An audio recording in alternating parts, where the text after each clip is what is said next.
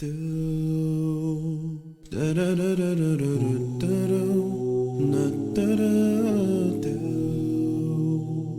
četvrta stvar na koju trebamo poraditi jeste zbijanje safova, jeste izbjegavanje rasprava i prevazilaženje nesuglasica.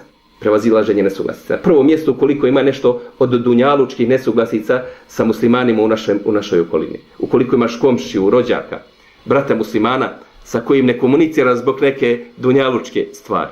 Znači, to od sebi ne smiješ da dozvoliš nikako. I pogotovo, sad nije stvar na čiji je hak, je li tvoj hak, je li njegov hak, na čijoj je strani pravda. Da je jasna na čijoj strani pravdi i da čovjek hoće pravdu, to bi se lako riješilo. Ali mi govorimo o situacijama kad čovjek neće po pravdi. Ako neće po pravdi, hoće po milosti. U redu, hajde, preći ću preko toga. Nemamo vremena, nemamo snage, nismo ni brojčano jaki da bi mi mogli taj luksuz sebi da dozvolimo da ne komuniciramo međusobno. Onda s druge strane vjerske rasprave. A nek me neko ubijedi da u vjerskim raspravama prevladava hajr. Nek me ubijedi. Ja nisam ubijeđen u to. Ne znam da smo ikad ikome preko rasprave uspjeli da dokažemo neku od istina vjera. Bilo koju istinu od naše vjere. Uvijek to izaziva neki kontraefekat i ljudima dođe do pomračenja razuma. Jednostavno ne može ostavljanje rasprave. Kaže se ima nagradu onaj koji ostavi raspravu, makar bio u pravu. Dvorac u sredini dženeta. Makar bio u pravu. Ostavi se rasprave. Ruhama bejnehum.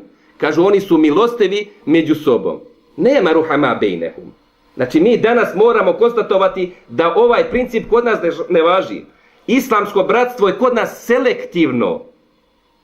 Sviđalo se to nama ili ne? Ako vidimo na terenu selektivno, ovo je brat, a ovo je džematlija. Ljudi, to je masakriranje islamskih postulata, moramo priznati to. Ako klanja, on je brat, musliman.